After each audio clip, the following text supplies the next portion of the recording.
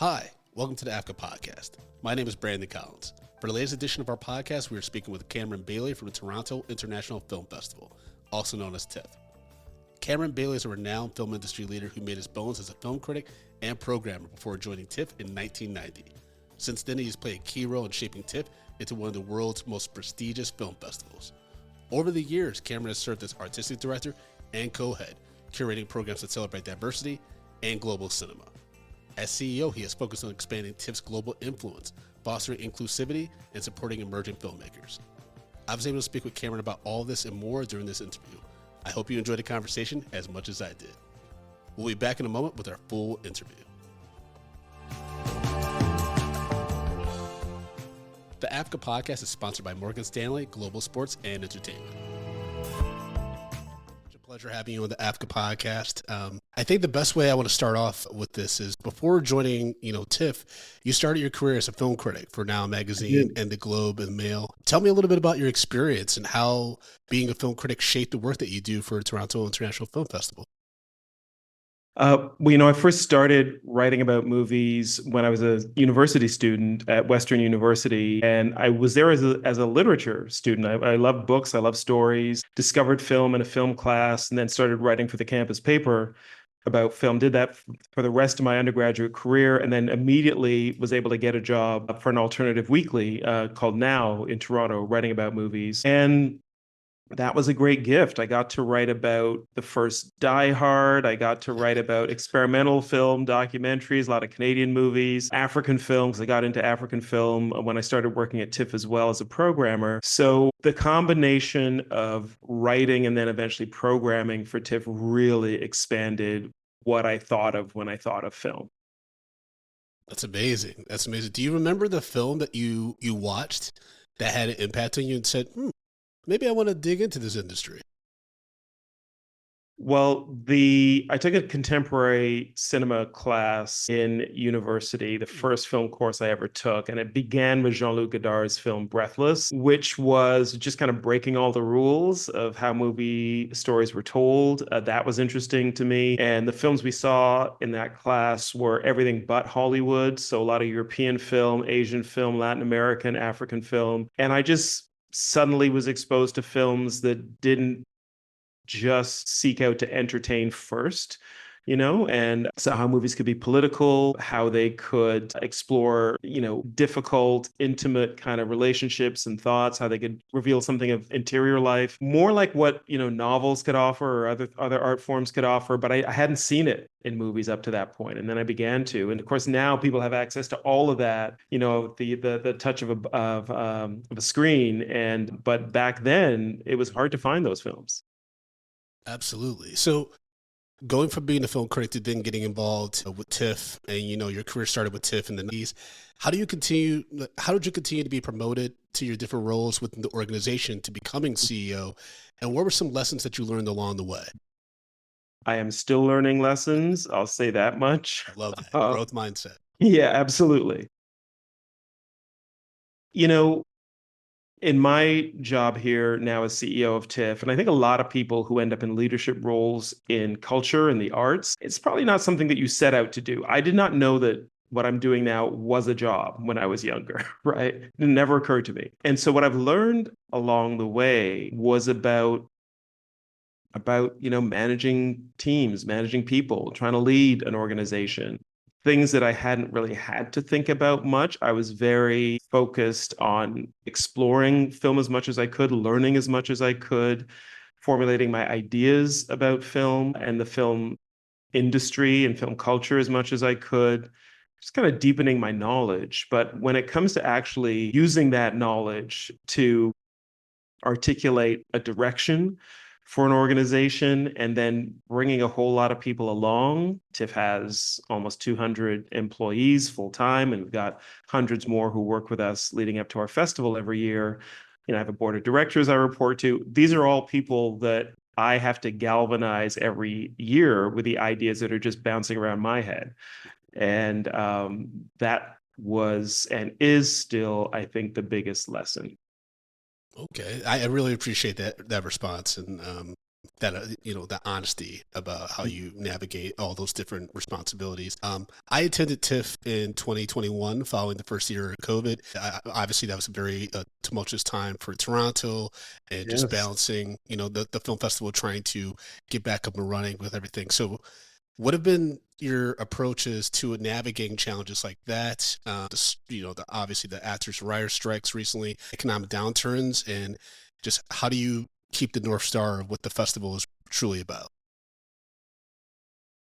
I've learned a few things in facing the challenges that we've all faced in the last several years. First thing is, you can't get out of any challenge by yourself. And what I learned most, like when we shut down the doors of TIFF Lightbox, our building in Toronto where I'm sitting right now, we didn't know how long they would be shut. We just knew we couldn't operate anymore. We were actually in the middle of a screening, I remember, and we made the decision we're going to have to, when this afternoon screening is over, we're going to have to say, we're closing up.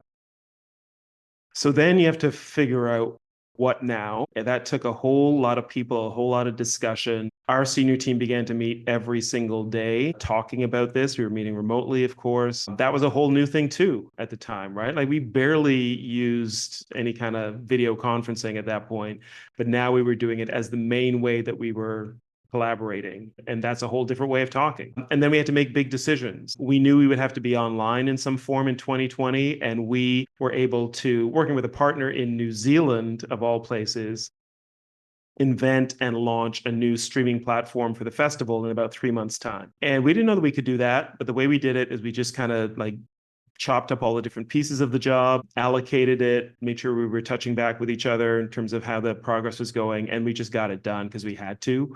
We didn't have any other choice. So that's one of the things I learned. You have to depend on your colleagues, your teammates, if you want to call it that.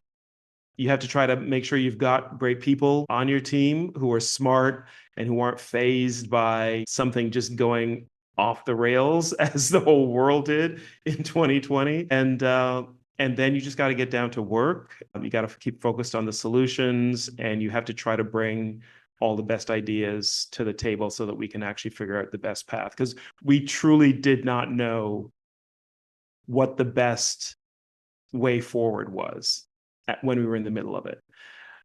And by the time 2023 came and we were almost finished our selection for the 2023 festival in September, this is about in late June, early July. And then we heard, oh, the actors are going on strike. And you know what?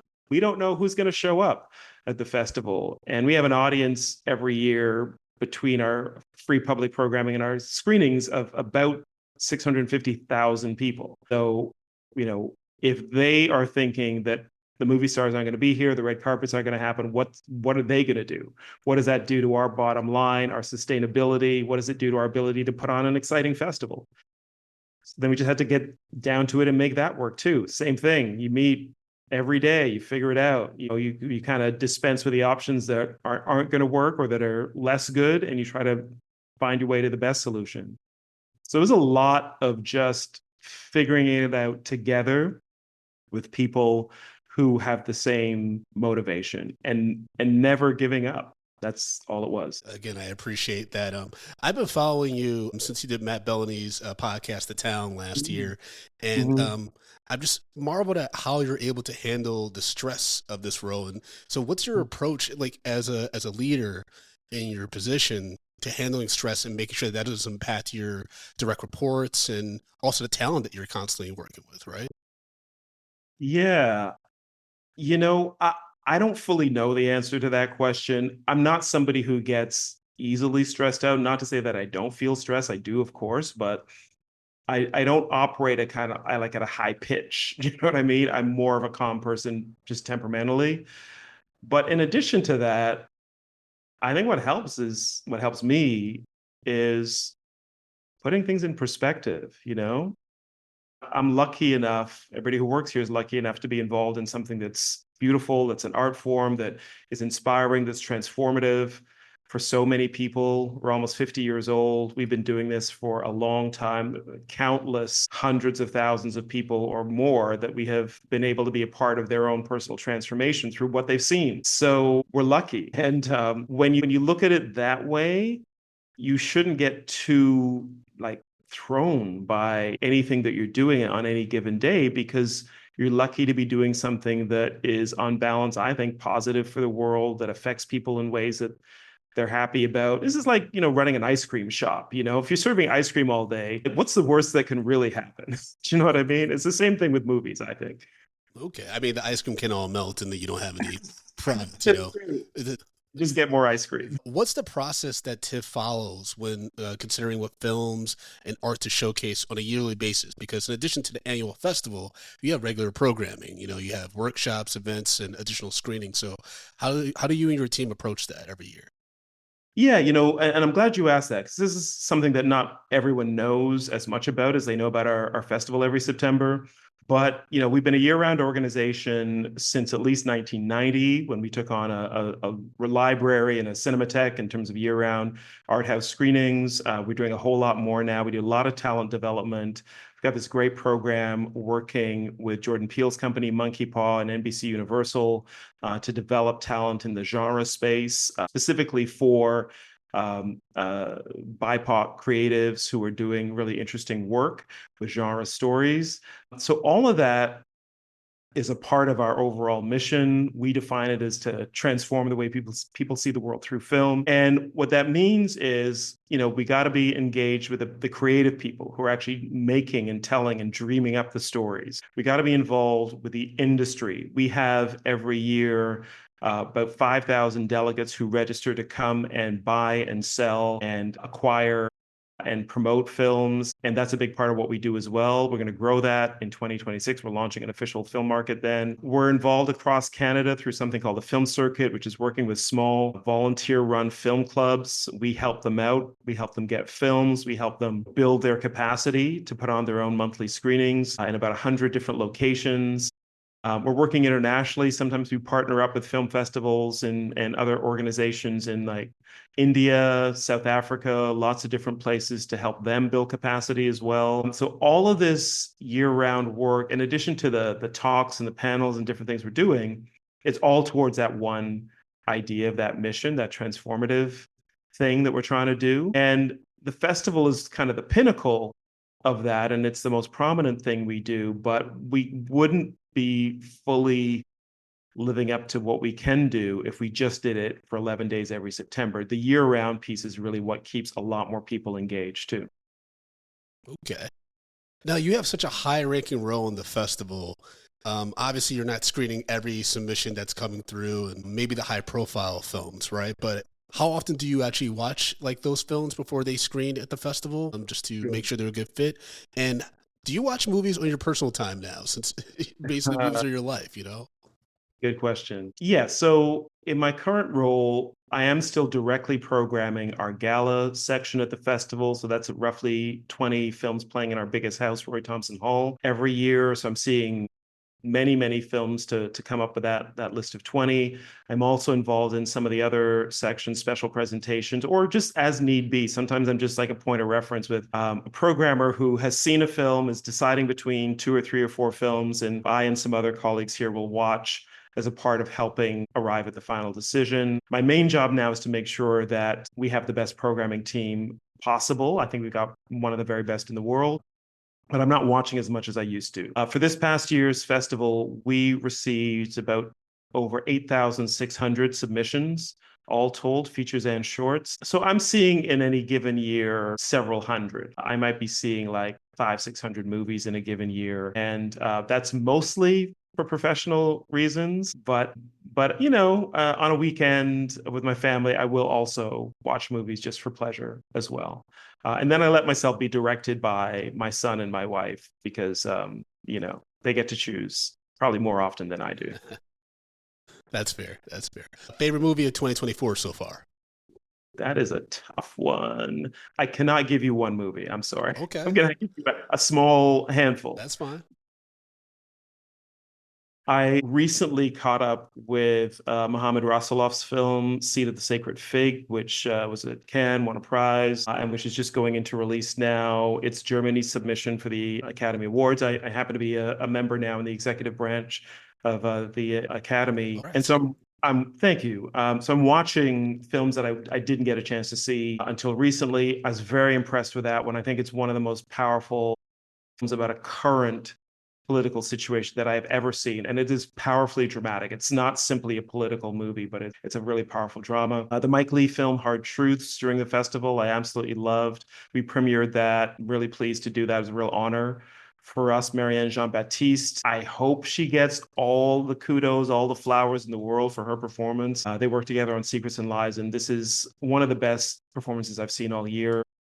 Night Bitch, I love, and I loved kind of telling people about that movie before they knew very much about it. And what Amy Adams does in that film, I think, is spectacular. That's another one.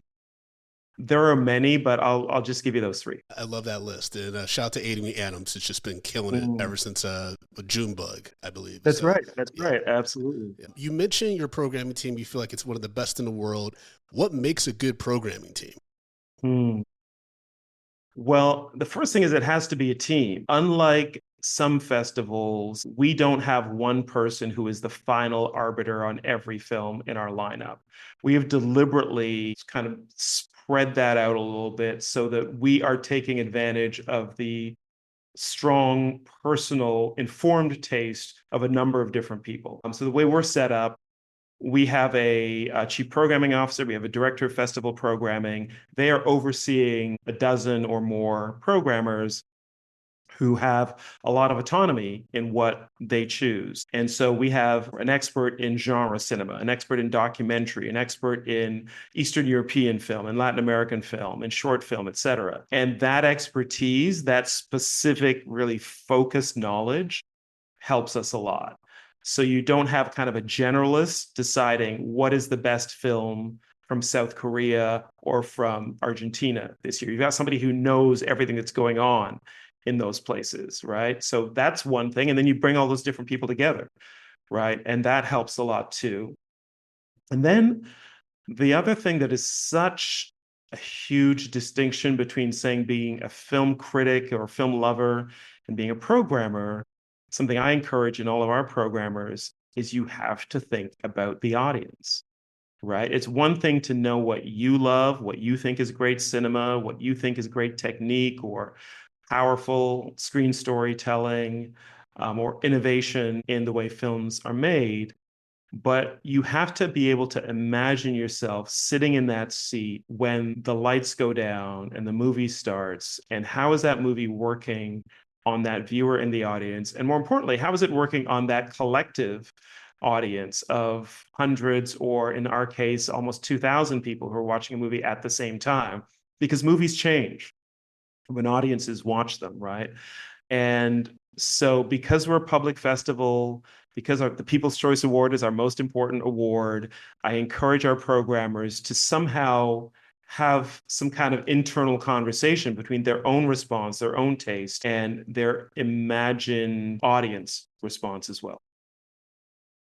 It was amazing insight into the programming. And your festival focuses so much on the audience reaction and evaluation of films. What is an audience reaction to a film that was featured at TIFF that surprised you the most? That's an interesting question.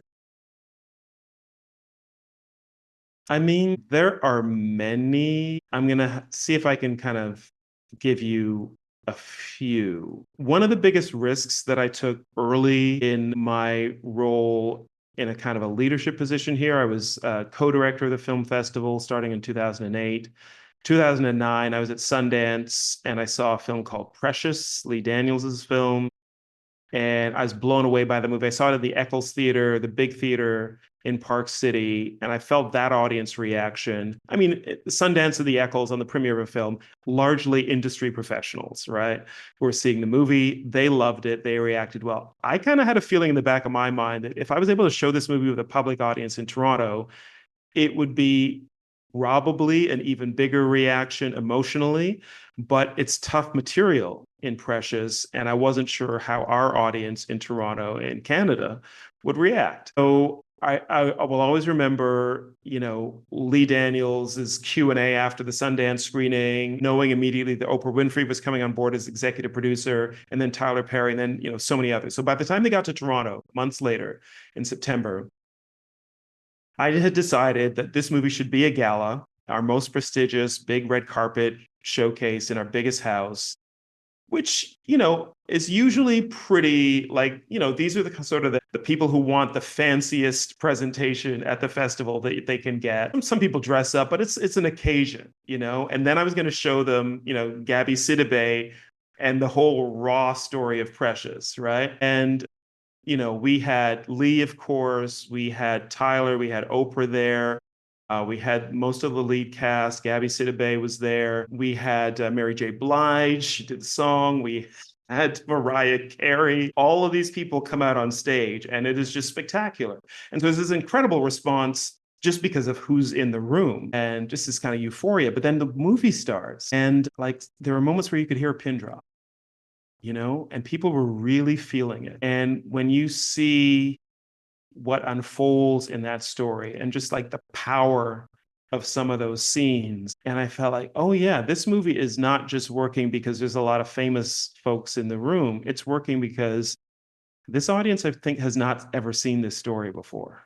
They're seeing something new and they're reacting in this really visceral way. And that was the best surprise I could get because it was a risk. I did not know how it would play, and it just played through the roof. 100%. I mean, you just gave me flashbacks of the first time I saw Precious in the movie theater, and I saw it with my mom, and I remember afterwards saying, "Whew, that was a horror one." That's right. That was a horror. Yeah. Since you joined the leadership team at TIFF, is there a year at the festival where you identified a lot of growth areas, and how did you approach implementing change to address those the following year?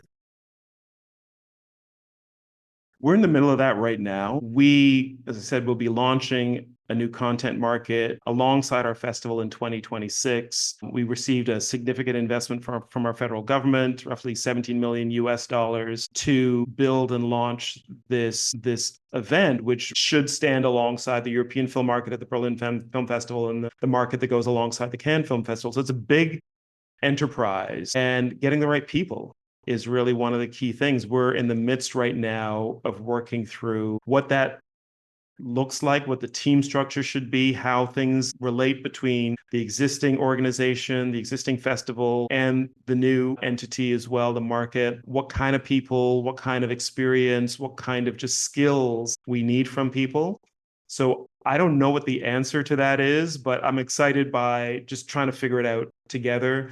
This is meant to be a global market that's going to bring the global industry to Canada's doorstep. So it's got to be able to reflect both of those things, the talent that's coming out of this country, but also the incredible changes that are going on in the global industry, right? It's like we can see that the Asian territories are really on fire right now. Like everybody's watching South Korean dramas and TV shows and movies now. The Southeast Asian countries are really popping up right now, Vietnam and Indonesia and other places as well. So we got to be able to be like plugged right into that. We've got to have people who've got that curiosity about the world. Like, where's the new hotspot going to be? Where's business being done that maybe North America doesn't quite know about yet? So all of that kind of thing is what we're thinking about. So I'm always looking for a combination of skills, passion, curiosity. Curiosity might be one of the most important things, though. Like, you have to have people who are always searching. Because that is what keeps you on the vanguard of just where you need to be. 100%. 100%. Can you speak a little bit more about any new initiatives and programs that are in development for the festival? Well, we are celebrating our 50th edition next year. We're in the midst of planning that right now, so I can't tell you that much about it, but I can say we're doing it. And just look out for what the 50th edition of the Toronto Film Festival will look like next September. We're going to be looking back at our past and celebrating how far we've come in some ways, but we're also going to be looking forward in a big way in terms of, okay, who are we now? What is TIFF now? What do we want to do for the next 50 years? What's the future look like for all of us who love film? And understanding also that film has a much broader definition than it used to. So all of that is what we're working on. I would just say stay tuned because there will be more to come.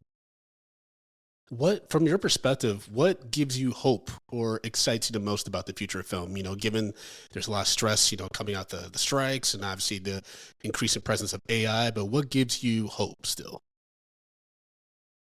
You know, when we were locked down during the pandemic and we couldn't show movies or bring people together year round, we did a lot of thinking, a lot of planning. One of the things we did that I'm so glad we did is we decided to really focus on young audiences.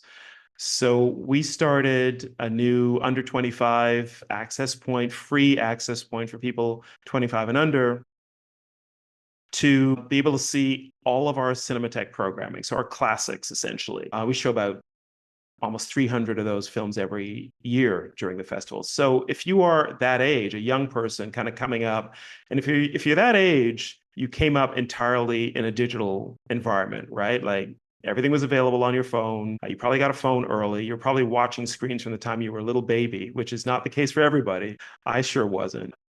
That cohort, that generation is still excited about movies. That's what we learned, right? When we started this under 25 pass, we've now got, I think, about 8,000 people are taking advantage of that. Just that. We've began to find people in their teens and sometimes even teens coming out to see Chantal Ackerman, or coming out to see Daughters of the Dust, coming out to see Wong Kar-wai, movies in many cases that were made before they were born. Why are they coming to a movie theater to see that when they can probably track it down one way or the other, legally or illegally, on their phones or on their laptops? Well, because movies are a social experience, right? It's how you connect with your friends. Like you sit in the movie theater in the dark together, you have the same kind of emotional, visceral experience, and then you get to talk about it afterwards. You get to share it. It's like a memory that you create together. And we found that actually young people are desperate for that, right? There's a lot of social isolation, a lot of ways that our phones separate us from each other, a lot of things you can do just in a room by yourself or sitting with your headphones on and your face down on the screen. And so I find that in our experience, young people are really excited to be able to have those bigger social outside your house experiences, right? And that's what gives me hope. That's what I'm actually really excited about. I didn't know that that was necessarily going to be the case because people always talk a lot of trash about the younger generation, that I find is honestly just about never warranted, right? Because we were all young people. The elders in those days always thought that we didn't know what we were talking about. We didn't know what we were doing. We'd lost values and all of that. Now it's happening with people younger than us. But I find that if you give young people the opportunity to discover something, to follow their own curiosity, their own passion, they will fully do that. Because in a way, because of youth, they're probably more passionate and more immediately responsive than older people are. And that's panned out. That's a fact. I think it's a great place to stop. Cameron, thank you so much for joining us. On behalf of the world's largest group of Black film critics, we thank you for being a part of the AFCA podcast and wish you all the best as you plan the 50th anniversary, the TIFF Festival. Thank you. It's been a great conversation. Really appreciate it. Thank you so much for listening to my conversation with Cameron Bailey. We look forward to you joining us in the next episode of the AFCA podcast. Be sure to subscribe on your favorite podcast app so you'll learn about new episodes as soon as they're released. You can find all things AFCA at AFCA.com or follow us at AFCA on Instagram. Have a great day.